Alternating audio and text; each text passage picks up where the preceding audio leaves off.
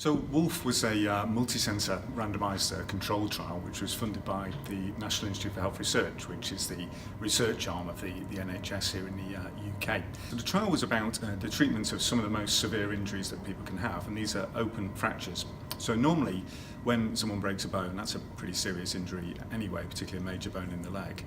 But if the bone stays inside the skin, then the risk of infection is still quite low, even after the surgery.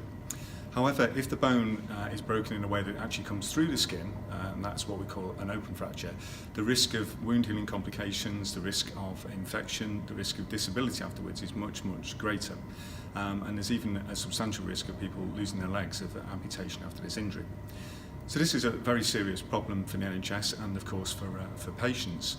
The thing we were looking at was to try and reduce the rate of infection, improve the wound healing and reduce disability. And this was about the wound dressings that were applied at the end of the surgical excision of the wound. And this trial was about patients with the most severe types of open fracture where we couldn't close the wound, and really comparing two types of dressing at the end of the procedure.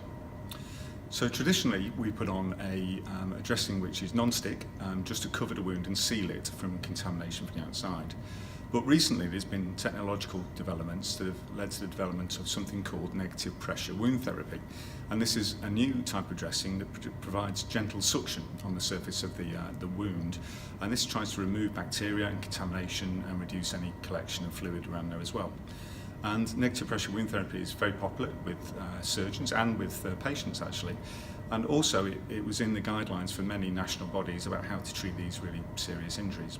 However, there was little information about effectiveness and particularly about the cost, because unfortunately, as with much new technology, the new fancy dressings were more expensive than the traditional ones. And what we found was that patients in the negative pressure wound therapy group had no reduction in disability in the first year. There was no difference in the rate of wound complications, particularly deep infection, and nor was there a difference in quality of life.